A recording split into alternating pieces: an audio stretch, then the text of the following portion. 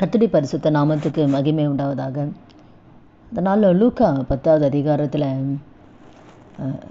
40வது வசனத்தில் அந்த பகுதியை நம்ம பார்க்கும்போது, ஆண்டவராகிய இயேசு அந்த கிராமத்துக்கு போகும்போது மார்த்தாள் வீட்டில் தான் தங்குவார். அப்போ அந்த மார்த்தாள் வீட்டில் தங்கும்போது மரியாள் என்ன பண்ணுவாங்கன்னா, இயேசுவின் பாதத்தில் உட்கார்ந்து வசனத்தை கேட்டுக்கிட்டே இருப்பாங்க. ஆனால் மார்த்தாள் என்ன பண்ணுவான்னா, பற்பல வேலைகள்லாம் செஞ்சு ரொம்ப கவலை வந்துச்சு. ஏன்னா தனியாக செய்கிறா மார்த்தாள். வருத்தம் அடைஞ்சு ஆண்டவர்கிட்ட கேட்குறா, ஆண்டவரே நான் மட்டும் வேலை செய்கிறேனே, என் சகோதரி எனக்கு கூட வந்து உதவியே செய்யலையே, என்னை குறித்து உங்களுக்கு கவலையே இல்லையா அப்படின்னு சொல்லி ஆண்டவர்கிட்ட மார்த்தாள் கேட்கும்பொழுது தான் ஆண்டவர் சொல்வார் மார்த்தாளை பார்த்து, மார்த்தாளே நீ அநேக காரியத்தை குறித்து நீ கவலைப்படுற, கலங்குற. ஒன்றே ஒன்று தான் தேவையானது. மரியாள் தன்னை விட்டு எடுபடாத நல்ல பங்கை தெரிஞ்சுக்கிட்டா. அதுதான் நம்முடைய வாழ்க்கையில் கூட நம்ம அநேக காரியத்தை குறித்து கவலைப்படுறோம். குடும்ப காரியங்கள், பிள்ளைகளுடைய காரியங்கள், எதிர்காலங்கள், எல்லா காரியத்தை குறித்து நம்ம யோசிக்கிறோம், கவலைப்பட்டுனே இருக்கிறோம். ஏதாவது ஒரு காரியம், பல காரியங்களை குறித்து நம்ம கவலைப்படுறோம். ஆனால் தேவன் நம்மக்கிட்ட எதிர்பார்க்கிறது அவருடைய பாதம்.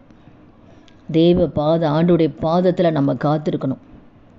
தெய்வ சமூகத்தை பார்க்கணும், அவரை நோக்கி ஜெபிக்கணும், வசனத்தை கேட்கணும். அவள் வசனத்தை தான் கேட்டுருந்தான். மரியாள் அவர் பாதத்தில் உட்கார்ந்து வசனத்தை கேட்டுட்டு இருந்தான். நம்ம வசனத்தை வாசிக்கணும், தியானித்து அதன்படி அந்த வசனம் நம்ம வாழ்க்கையாக மாறும் பொழுது நம்முடைய வாழ்க்கையில் இருக்கிற பிரச்சனைகள், போராட்டங்கள், வேதனைகள், கண்ணீர் எல்லாவற்றையுமே எல்லாமே மாறும். ஆண்டவரால் முடியாதது எதுவுமே இல்லைங்க. எந்த காரியமாக இருந்தாலும் சரி, நம்ம கவலைப்படுறனால ஏதாவது ஒன்று செய்ய முடியுமா? ஒன்றும் செய்ய முடியாது. அதுக்கு நம்ம தெய்வ சமூகத்தில் நம்ம காத்திருந்தோம்னா நம்முடைய பிள்ளைகளுடைய காரியம், கடனுடைய காரியம், எதிர்காலம், தேவைகள் எல்லாவற்றையுமே ஆண்டவர் மாற்றுவார். அதுதான் தேவையானது ஒன்று. ஆண்டவர் சொல்கிறாரு, அவருடைய பாதத்தில் காத்திருக்கிறது. இப்போ நம்மளும் எந்த காரியத்தை கொடுத்தோம் கவலைப்பட்டு நம்ம எதுவும் செய்ய போகிறதில்ல. ஆனால் கவலைப்படாமல் அவருடைய சமூகத்தில் நம்ம காத்திருக்கும்போது நிச்சயமாக முதலாவது கர்த்தருடைய ராஜ்யத்தையும் நீதியும் தேடுங்கள், அப்போது இவைகளாம் உங்களுக்கு கூட கொடுக்கப்படும். ஆண்டுடைய ராஜ்யத்தையும் அவருடைய நீதியும் அவருடைய சமூகத்தில் நம்ம தேடும்போது நிச்சயமாக நம்முடைய வாழ்க்கையில் எல்லாமே அவர் கூட கொடுப்பார். நம்ம எதிர்பார்க்கிற எல்லா நன்மைகளும் அவர் கொடுப்பார். அதனால் இந்த வார்த்தை கேட்குற ஒவ்வொருத்தர் வாழ்க்கையிலையும் எந்த காரியத்தை குறித்து கவலைப்படாமல் தெய்வ சமூகத்தில் நாம் அதிகமாக நம் நேரத்தை செலவு செய்யும்போது நிச்சயமாக நம்முடைய வாழ்க்கையில் இருக்கிற பிரச்சனைகள், கவலைகள் மாறும். ஜெபிக்கலாமா? துதிகள் மத்தியில் வாசம் செய்ய நல்ல தகப்பனே, இயேசுவின் நாமத்தில் நம்முடைய சமூகத்தில் வருகிறோம்.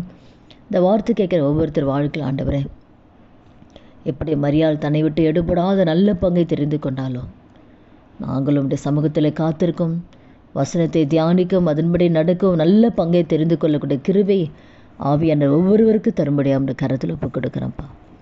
இனி வருகிற நாட்கள் அப்படியே கர்த்தர் நடத்துங்க. இயேசுவின் நாமத்தில் ஜெபிக்கிறோம் நல்ல பிதாவே, ஆமேன்.